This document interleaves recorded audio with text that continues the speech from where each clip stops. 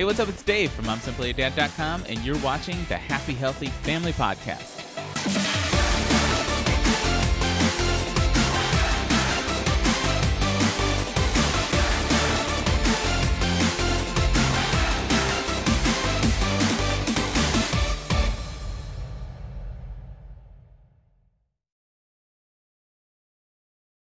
I cannot wait to get into today's interview. Dr. Madiha Saeed is here with us today.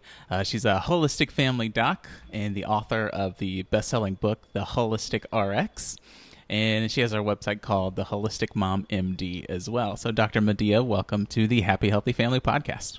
I can't wait to get started. Thank you so much for having me. It's truly an honor. Woohoo! Yay! And you guys just witnessed one of the reasons I love Dr. Madiha here is that energy. And we're going to talk about that for sure. So we're going to talk about a lot of stuff, actually. We're going to talk about like inflammation and stress and also teaching our kids healthy habits. But first, I really, really want to learn more about Dr. Madiha's personal health journey because as you just heard, you would never know that she was someone that suffered from chronic fatigue and a whole slew of other health issues. So let's go ahead and start there, Dr. Madiha. Can you tell us your sort of pain to purpose story and how you ended up becoming this, crazy, energetic, holistic-minded MD? Absolutely. I was so excited because of the fact that it was seriously pain to purpose. And I was born and raised in Naperville, Illinois. Been here almost all my life. And I've had same bad habits that have led most of adults and children down that road of chronic disease. What's crazy is that, of course, just like all of you guys probably, I was stuck on that hamster wheel of just going to see doctors and just giving some other Band-Aid remedy and then seeing other physicians and giving other Band-Aid remedies. Until it sort of continued to escalate, especially when I hit medical school and mostly when I hit residency. And in residency, I was a new mom, a new wife, a new resident. So basically enslaved at every level. So I had, and then on top of that, me and my husband are both interns. Both of us were working 80-hour work weeks. So we're newly married. I had this baby literally, so started in July, I had a baby in October. And so it just got worse and worse and worse with the stress. And then obviously when you're working 80-hour work weeks, you're not sleeping properly. You're not eating because guess what? We had free food at the cafeteria. So what are we doing trying to stay awake? Eating all the junk possible. And so all of those came together and eventually broke the camel's back. And I developed Hashimoto's in residency. Then a year later, I was diagnosed with lupus with severe joint pain and, arthralgias and pain, like the rashes. I had eczema, severe seborrheic dermatitis, acne, hair was falling out, problems with, wasn't able to lose the weight, and, even shingles. So I had bouts of shingles in residency. I know. And so I'm like, what is going on? This is me in a 27-year-old body. Yeah. What happened? I'm living a life of a 60, 70-year-old because the fact that I feel like I was just crumbling because I felt so entrapped because I know I had this energy within me, but there was something there that just wasn't, I just couldn't get it and couldn't figure something out. Especially when I was diagnosed with lupus. And, but then I think me and my husband were both interns. And the biggest scary story is that I walked into my daycare provider trying to suffocate my child. And it was at 2:00, a time that, I wouldn't regularly go. So literally the universe saved my child. But then I promised at that moment, I promised the universe, I was like, you know what? I promise I'm going to take care of this child the best that I know how. And I'm like, how am I going to take care of this child if I don't even know how to take care of myself? Because literally every corner I turned, You know, it was another chronic condition, and then here's another chronic condition, and then the Band-Aid approach. Even being a board certified family physician, I was sick and tired of this Band-Aid approach, because no one was telling me, because seriously, they were telling me, oh, just let this disease take its course. Because I was like, what can I do to stop this? And then what they was wanting me to do is just let this disease take its course. Are you freaking kidding me? Because I'm not going to just let this disease kill me while I have a family, I have a life, I have all these things to look up to. And I didn't take no for an answer. So then right after residency, actually, I joined this medical practice. And under one roof, there was me, an OBGYN, and an internist, an exercise physiologist, nutritionist, counseling, chiropractor, massage therapy, all brought together for the complete healing of the whole person. And there I learned very quickly, I was basically brought up to speed at what conventional medicine had left behind. And what was so amazing was that as a family physician, the people that came to me in this holistic practice I was sort of the doctor of last resort. So they had already, like, for example, one of my first patients that I ever remembered, she was a 31-year-old with 9 autoimmune diseases. Oh my gosh. I know. Myasthenia gravis, which is an autoimmune disease of the muscles that can kill you. She was on the highest dose of Mestinon, and they wanted to put her on Imuron, which is a super strong medication where it can take away her eyesight, and they need to get like all these different testings done regularly. I know, it's crazy. And then she had, you know, Sjogren's and Lichen planus and Hashimoto's and other, like 9 of them, like all together. So she was sick and tired, but she worked at the Family Dollar store, and she worked at the gas station. So it's not like she had a lot of money, and she had 2 things. She didn't have a lot of money, and she had all of these chronic conditions that did not just affect one organ system, it affected almost every organ system of her body. So where is she going to go, especially in a world of holistic medicine that is so confusing out there? Yes, there was books written on, like, Hashimoto's. Yes, there were books written on ADD. Yes, there was books written on all these different, but when somebody is sick and doesn't have that money to be on all those supplements and all this and can't do all these specialized testing, where do we start?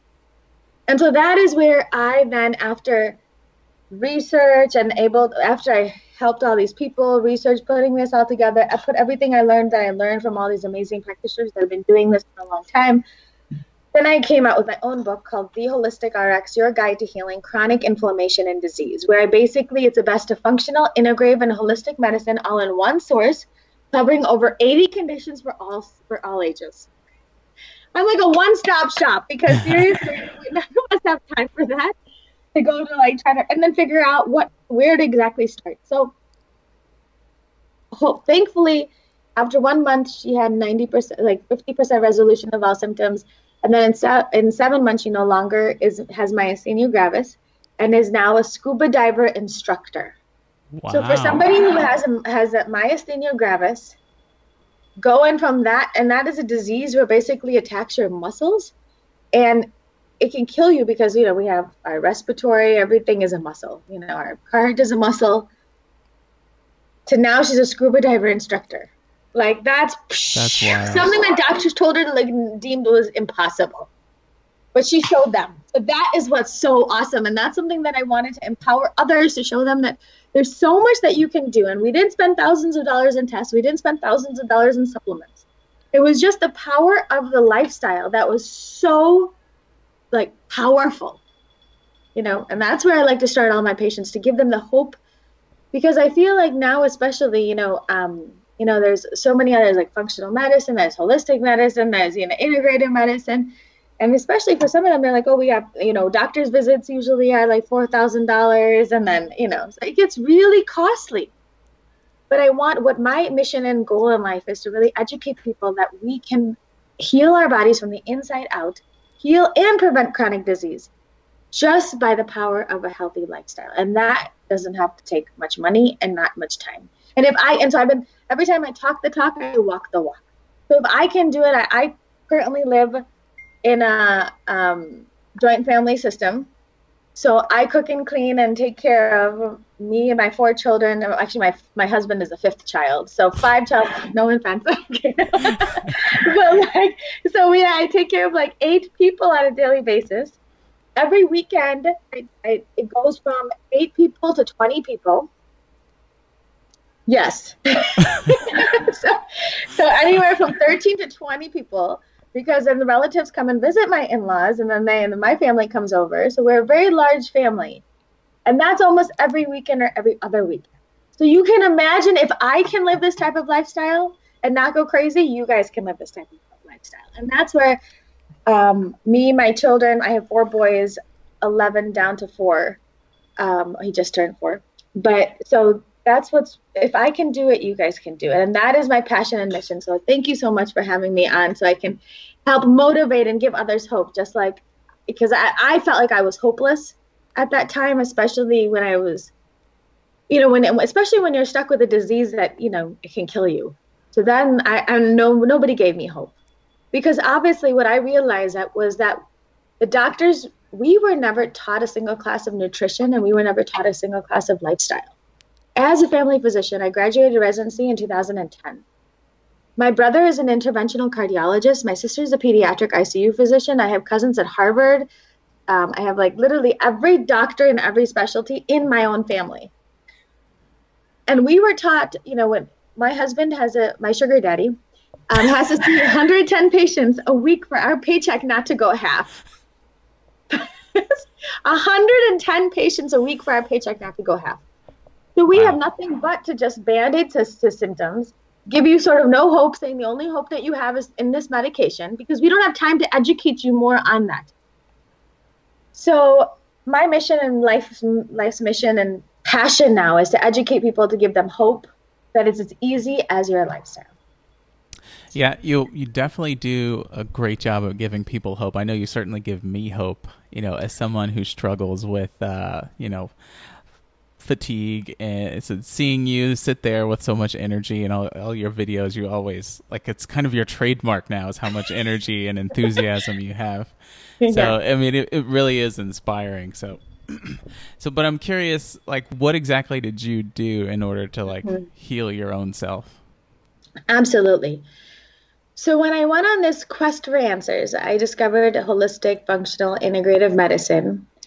And in medicine, in conventional medicine, we know that chronic diseases all have one root cause, and that root cause is inflammation. Because if you have sinus issues or allergies, we give you an antihistamine, which is an anti-inflammatory. When you have pain, we give you an anti-inflammatory. When you have eczema or skin issues, we give you an anti-inflammatory. When you have, so we are just literally given anti-inflammatory, anti-inflammatory, anti-inflammatory. Yes, that's great, but that's just a Band-Aid anti-inflammatory. We're never looking at why are you having inflammation in the first place. So it's inflammation, because inflammation actually means like a fire inside, and it's something that we're all familiar with. It's that hot, fierce, life-saving reaction that occurs when your body's immune system tries to fight off infections, heal from injuries or protect you from disease. And there are 2 forms. There's acute form and there's a chronic form. So acute inflammation, or the good inflammation, happy, yay! It tells you that everything is working properly. And it lasts for a short time, few seconds to several days, and it's beneficial for your health. Then we have chronic inflammation. And chronic inflammation, what that does is it is also referred to as systemic inflammation. And systemic inflammation is for example, it gradually destroys this beautiful masterpiece that we were born with.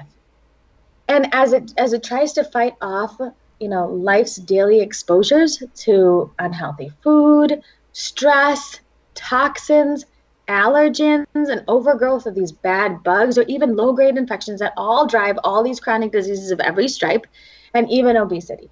Specifically when it comes to, autoimmune diseases, for example, what I was dealing with, it was all these triggers can increase the release of something called inflammatory molecules, or cytokines. And so there's inflammatory molecules of your immune system. So these cytokines are important in fighting off cancers, infection. Basically, it helps your body distinguish friend versus foe. And when it properly functions, the fire, it keeps it nice and controlled. But when it keeps it nice and controlled for just a short time, but guess what happens? If there's a constant exposure to these triggers, these, the inflammatory cytokines lose their mind, get out of control, go into overdrive, destroying everything in its path. And when it does that, it leads to chronic diseases of every stripe, damaging not only vascular tissues and organs, but also like almost every body tissues. So it's really, really scary stuff, because just by controlling this underlying inflammation, because no matter what you guys are dealing with, if you're dealing with digestive issues, if you're dealing with psychological issues, problems with pain, autoimmunities, cancer, no matter what we're dealing with, the underlying root cause is inflammation. And if we can lower the amount of inflammation, we can heal not one symptom, but then overall all of the symptoms, all simultaneously. And that is what's super powerful. Just by putting the body back into balance, getting it working properly, not just destroying everything in its path, we can heal the body from the inside out, no matter what you're dealing with. So you basically, did you just take the approach that you wrote about in your book, and that's how you sort of adapted this anti-inflammatory lifestyle? Absolutely. Okay. And that is what I've sort of just done, because of the fact that I really wanted to keep it as simple as possible. Because, so I call it the foundations of good health. And that is your digestive health and detoxification. And the 4S is stress, sleep, social, and spiritual health. And remember, inflammation in and of itself is a very complex process. And there are a number of things that can be triggering it or make it worse. And a deficit in any of these areas that we just talked about can actually cause worsening inflammation. But then this is where the tricky part comes, is that everybody is different, so just because you can have, you be eating good, I'm on this gut healing diet, what's going on with me, why am I still having problems? But here you have a relationship issue. Or let's say, somebody is super positive, has a great relationship, but then, is like not eating well. So each one of you has a unique story with particular implications for your health. And improving your physical, mental, emotional, social, spiritual health is super critical to help heal and prevent chronic conditions. So let's go through those. So should I just go through those little pieces first? Yeah, let's go ahead and kind of start with stress, because it seems like, I know for me, that's the biggest trigger. And it sounded like that was kind of your biggest trigger when you were at your sickest. So let's go ahead and start there. Well, we have all been there, right? It is crazy, because of the fact that it is, the feeling of stress occurs when it's like your heart is racing, your blood pressure rises, your muscles tighten, you start to breathe faster. That is called the stress response.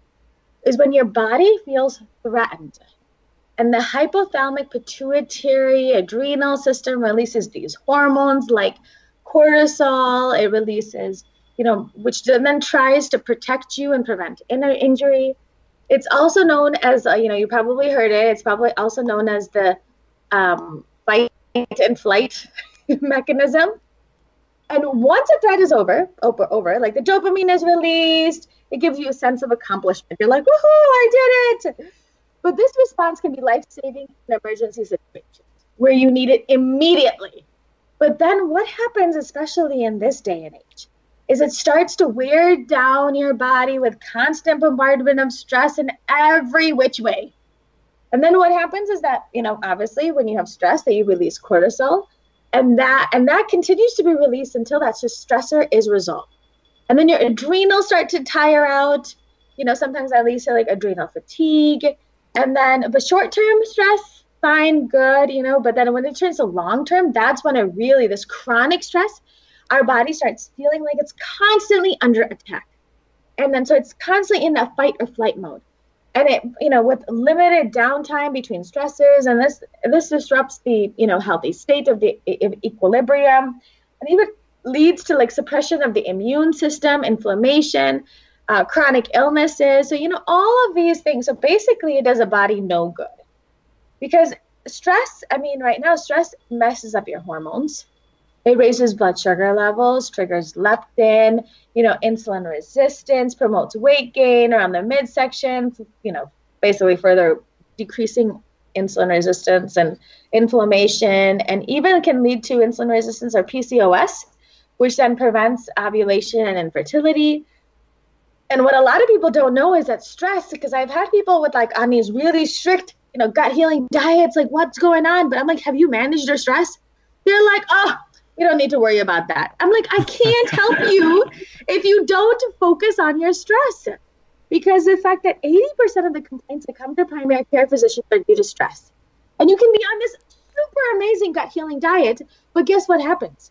Is that, their stress actually affects your gut microbiome also. So here you're like working super hard on this, but it's also like, you're basically going uphill and like it's not working. Because why? There's this vagus nerve, and it's like this thick bundle of nerves that runs along your spinal cord, and it connects your brain to your digestive system. It's like basically called the gut microbiota axis, also known as your second brain. So yes, the guy's second brain is not in their bellies. It is actually in their bellies. So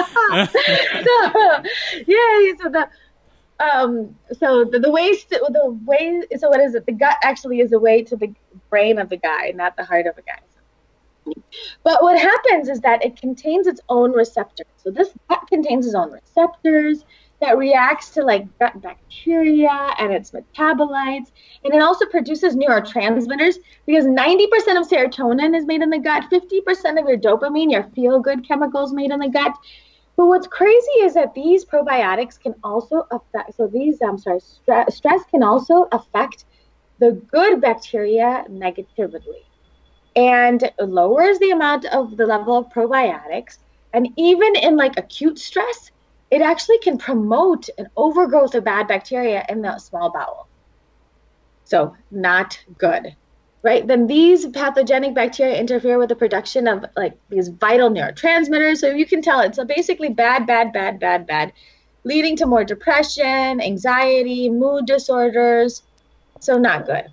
And then we have is also stress messes with your immune system, because stress actually suppresses the secretory IgA immune molecule, which basically releasing substances like adrenaline and norepinephrine into the gut, making the lining and the digestive system more permeable, i.e. leaky gut, right? Or increase intestinal permeability, if you want to look it up in PubMed or scientifically, and it's inflammatory. Again, even short bouts of stress can even trigger a worsened leaky gut. So it's super critical that we incorporate some sort of stress management technique into our daily lives.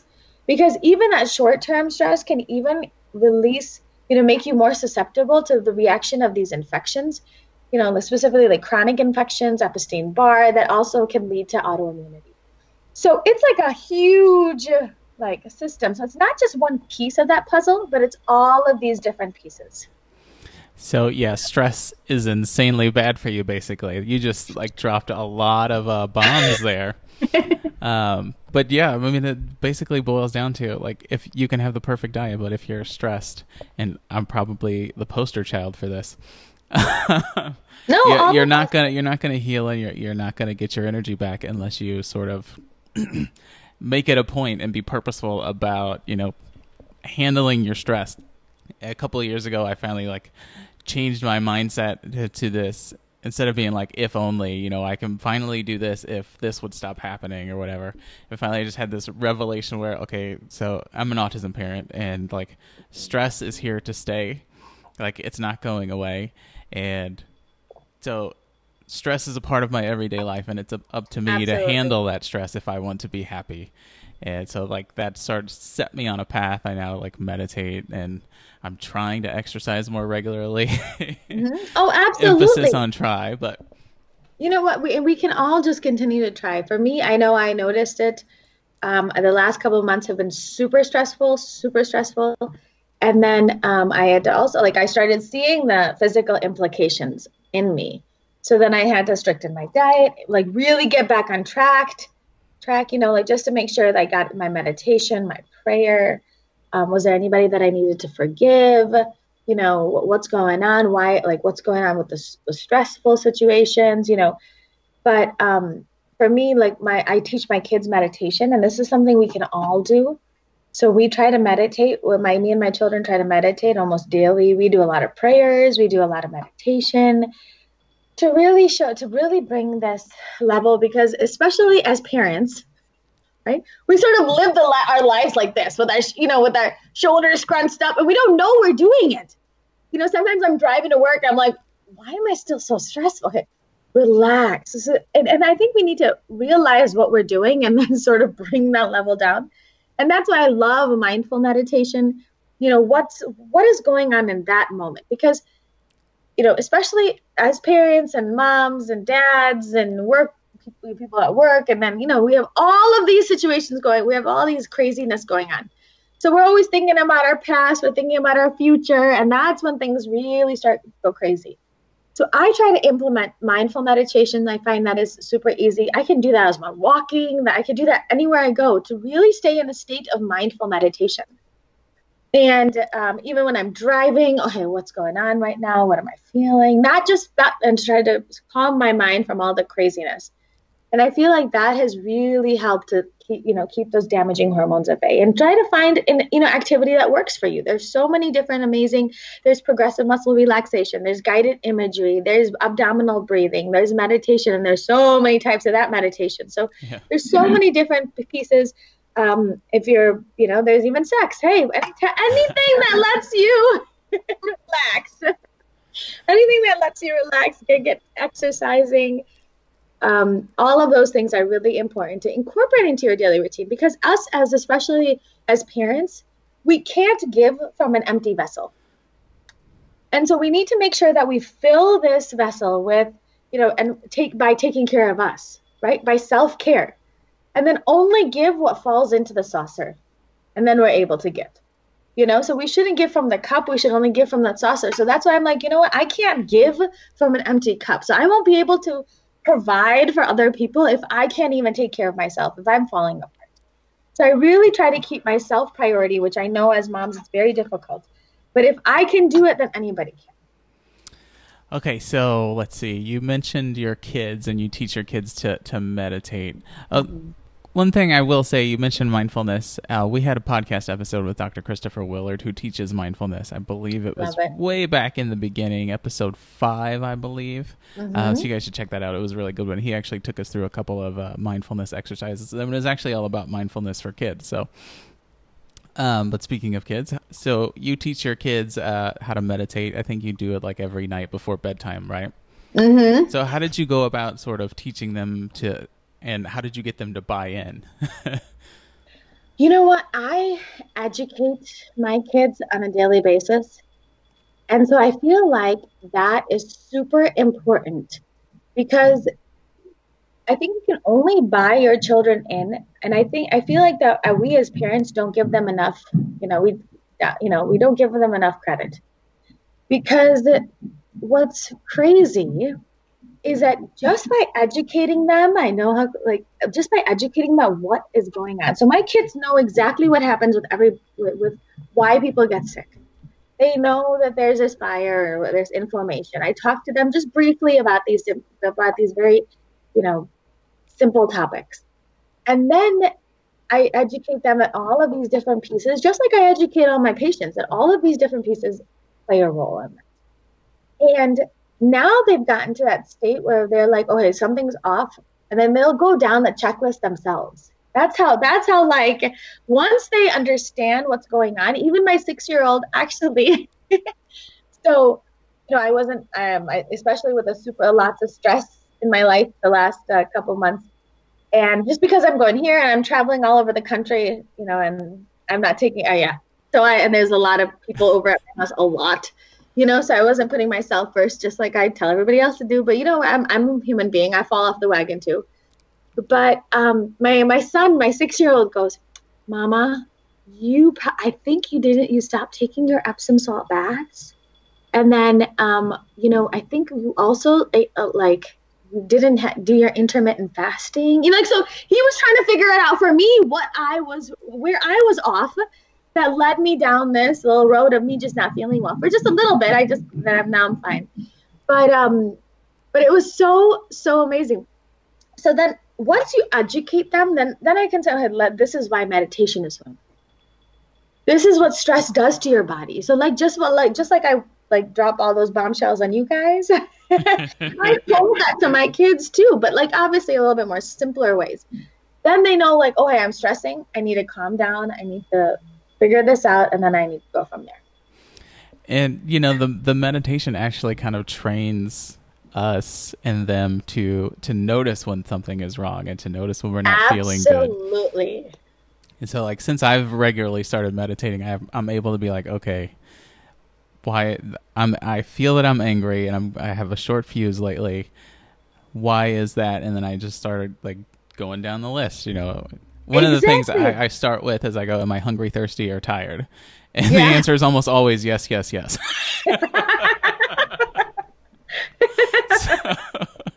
You get your little scoop of electrolytes and their water, and you try to take a nap, that sort of thing. But, absolutely. So you'd mentioned, your kids go down the checklist. So what is that checklist? Is that just the 4 S's, or what do they do? So that's it. Exactly. Okay. So it's digestive health and detoxification. The 4 S's: stress, sleep, social, and spiritual health. So we talked about stress because, again, 80% of the complaints that come to primary care physicians are due to stress. Then we have a sleep, because while we sleep, our body doesn't consume much energy. So then it leaves more energy for things in all these important tasks. Like, for example, removing the excess toxins, control, hormone balance. There's so many things that, lowering inflammation that your body needs to do while it sleeps. So improving your sleep is a really powerful way to boost your health. Then we have is social health. And this is where your social health is so critical, because, the people around you can either make you or break you. And it's a social environment that is so important for healing and preventing chronic illnesses, because simple loneliness and negative social relationships actually do increase that cortisol levels that we talked about in stress, and that then depresses the immune system, weakens the gut, messes, basically it worsens inflammation. And having a positive social relationships leave you feeling loved, that then releases the all these oxytocin into your bloodstream, that then strengthens your immune system, gives you that feeling of feeling loved and well-being, and improves your overall health and healing. And then we have a spiritual health. And this is actually over the last probably 15 years of me practicing medicine. I have started every single solitary one of my patients on spiritual health. Why? Because of the fact that we can be doing everything, stress, sleep, social, we can be doing all these things. But if we have, if we have a more of a negative outlook, a pessimistic outlook, for example, I will notice when a patient walks in the door and says, Dr. Saeed, nothing's helping, versus, oh my gosh, this has helped. Because so here, and then we'll go down the list and yeah, but half of your, 90% of your symptoms are gone, but they're only focused on that one symptom that isn't gone. That isn't there, that's still there. And then that's why I always go through that big list. But that makes a huge difference in healing. Why? Because this negative spiritual energy is actually related to, increased stress, more depression, a weakened immune system. It increases inflammation. They actually did a study by HeartMath about where they had people, they checked their heart rate variabilities. And when you live a life of frustration, your heart rate variability is all over the place. But when you live a life of appreciation, your heart rate variability is a nice sine wave. And that is what's so beautiful, that it really helps, just being grateful, meditation, all of these connect with your spiritual self. And especially specifically with gratitude, 90% of your subconscious is your subconscious governs about 90% of its thoughts and actions. And if our subconscious is negative, then guess what's going to happen? We need to now, because we are constantly bombarded in a world of negativity, the media is telling us that, look at all these terrible things going on. Literally, you just turn on the news and everybody's killing everybody else. Where are all the good things in the news? And especially now as our children, like we have news 24/7 coming from like our phones. There's always alerts and whatever going on. And then there's social media. Everybody on social media, especially our children, are going on social media and say, oh my God, this person's going on vacation here. And this person has this beautiful life. And this person, because no one's putting their negative stuff on there. The stuff that they're dealing with, really like hard life things that are going on. They don't put that on social media. Here we're comparing again. Because remember, happiness doesn't sell. So the world around us is constantly telling us that we're not good enough until we get the next big, shiny thing. Or sleeping with more people than one. You're only sleeping with one person? Oh, you want the same ice cream for the rest of your life? So whatever. Like, that's seriously, like, if you turn on any show, I mean, my favorite is, like, Grey's Anatomy. I'm like, where was all that action when me and my husband were in residency? Like, that's not real. Nobody does that,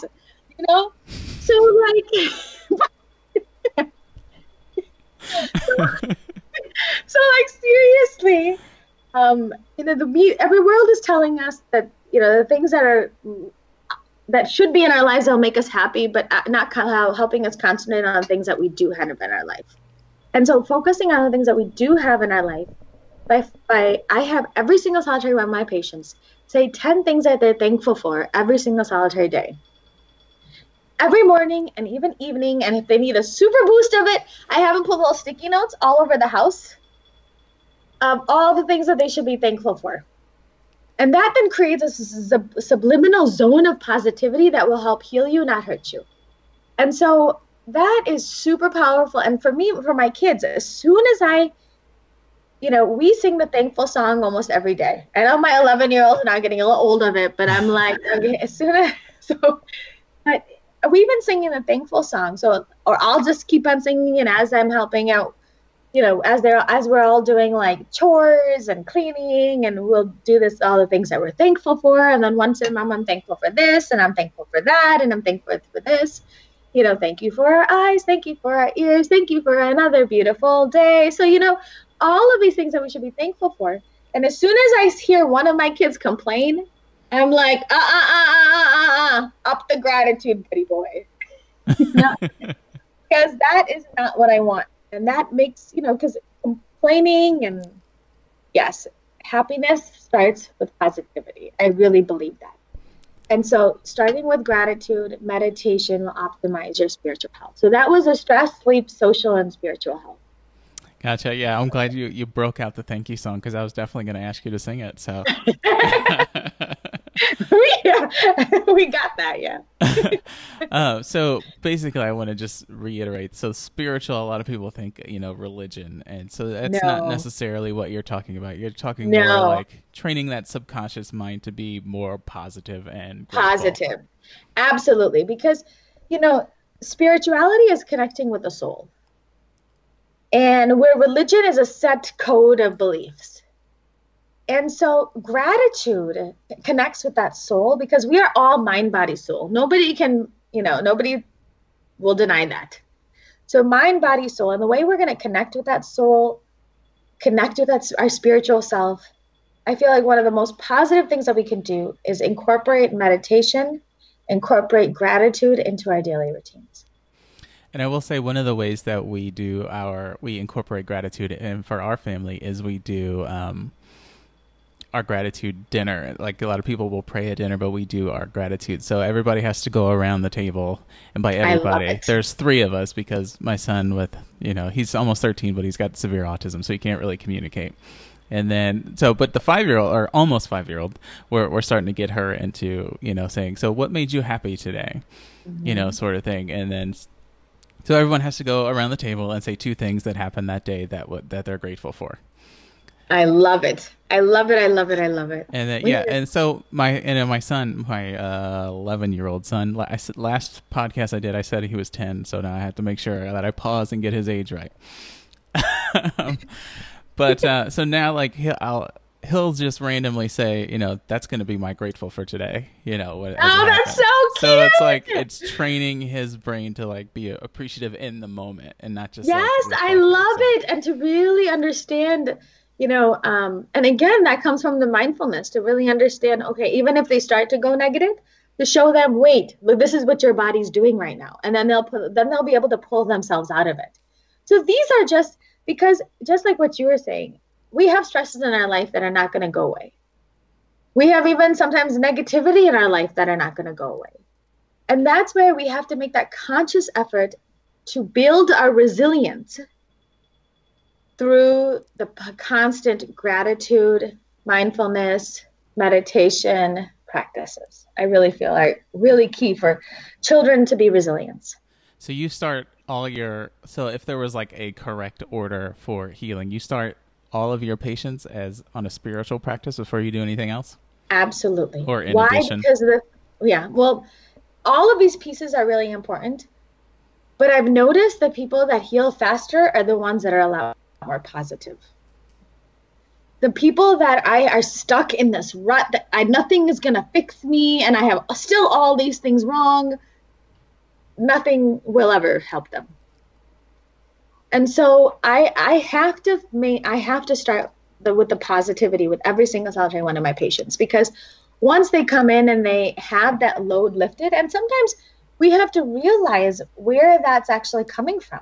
I had one patient, that negativity was coming from, like, she had chronic pain, she had all these problems. Nothing she did with diet was ever working, then, stress management never working, nothing was ever working. But not until she was able to realize the reason of why she was so negative, why she was so stressed, what was actually going on, was a trauma that had occurred in her past, childhood trauma. And just by addressing that, forgiving that, allowing that to heal, was she able to then improve all of these other aspects of her life. So sometimes it's not just as easy as just be thankful. Sometimes there's a deeper underlying root cause of why somebody is feeling the way they are feeling. And especially when nothing else works, sometimes it's really important to look into the trauma and try to address that, because a lot of people don't want to admit it. And a lot of times what happens is that your body shuts that piece of your mind off of it. So some people don't even know that the trauma occurred because your body is now keeping that in. And so then this is where I know my patient, he's been like somatization sessions, and Reiki is also, there's so many great techniques out there to really help somebody discover that underlying cause of trauma, to really be able to decrease the internal stresses, optimize their gratitude and positive outlook in life, to really help heal them from the inside out.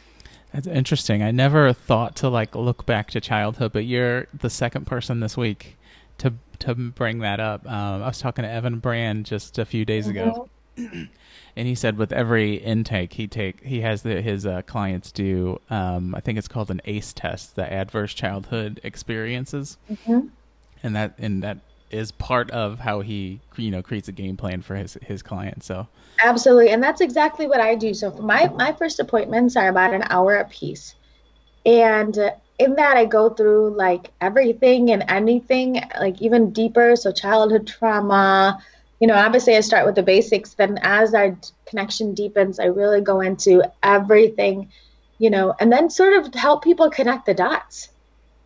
Where, are you feeling this way because you didn't have this as a child? Or for example, I just had a patient the other day who was chronically sick. She's sick. She's been to doctor, but nobody was able to pinpoint the piece. So she had chronic mold, and so we're helping her. I'm still helping her, but just on her intake, she broke down when I helped her try to figure out the reason. I mean, she was sexually harassed as a child. Her son was accused of rape, but acquitted, was falsely accused of rape. Oh my gosh. But that's when all her symptoms started. But nobody really put together was it because of the fact that now, she goes, but that's all gone now, so why am I still stressed? She goes, because you still have that internal negativity on the sexual harassment. I mean, here you were sexually abused and nobody, he got nothing for this. And here your child's didn't even do it, and he got everything. So you have this trauma, look what happened to me, and nothing happened, and look what happened here. And so that was like ongoing. That was 6 years ago. And she literally started bawling. She goes, I didn't even think about that connection. Where now I had to truly forgive. She had to like truly learn to now forgive. And we're working on that with her. But, so sometimes even triggers can be underlining subconscious triggers for something else. And that's something that I go through with all my patients in a really deep understanding at every first visit to really figure out where their mind's going and where are the hurt points. Sometimes they'll immediately start to cry in the middle of their talk because they're like, oh, I didn't think the passing of my mother bothered me, and that was like 20 years ago, but it just still does. Wow. So these are simple things that to look into to see if what could be their underlying root cause, because everybody has their different puzzle pieces. And that's why it's not just a one approach fits all, even though all of these pieces are super important to incorporate. But if something's not working, then some other burner is off, is what I like to tell people. Like, the fire is going. So if it's not your gut, if it's not your diet, then what about social health? What about spiritual health? And then I go from there. And so do you still accept new patients? Do you see like virtual appointments or? So it's like an interactive course. I do virtual interactive courses. A virtual interactive course. Tell me more about that. Well, it's just very similar to like what we're doing right now. Okay. Just talking. But that way, because there's no patient-doctor relationship, I serve more of like a health coach when it's virtually. Okay. But really help people hone into where their individual deficiencies may be. Gotcha. Okay. So, man, we like barely scratched the surface on your giant book. I know. It's like humongous. It's like encyclopedia. Well, it starts with like the really important points on inflammation, and you talk a lot about the 4 S's and the diet, nutrition, and detox. Diet, digestive health, and detoxification. Because remember, gut health, insulin resistance, all of those are really key pieces. Also, the detoxification pieces are also really important to help you heal from the inside out. And then so you pretty much a good half of the book is just you like giving recommendations on how people with specific conditions can modify those foundations, right? Absolutely. So, for example, we go through, again, this is the first functional, integrative, holistic medicine book all in one source. And so the first part is foundations of good health, digestive health and detoxification, how to do that, how to heal your gut, balance insulin and hormone levels, and then how to detoxify your body. And then for 4S, stress, sleep, social, and spiritual health. Then I jump into the second part of the book where I adjust the holistic RX for your condition, where I talk about basic, simple lab tests that you can do, that any primary care physician can do to adjust the holistic RX for your condition, because deficiencies can also lead to a lot of problems, especially, I check homocysteine levels, insulin resistance. There's so many different pieces to your individual puzzles pieces. And then I go into, for 80-some conditions, I go through supplements, homeopathics, acupressure points, and aromatherapy. Really providing people that, okay, you know what? There's still so much out there that we can do, so there's no point of losing hope. There's so much we can do. We just got to find the right practitioner to help us. And so working with your conventional medicine doctor or another practitioner, a certified practitioner, is really important to make sure all of those basics are hit, and then what else we can do on top of that as an adjunct to your conventional care.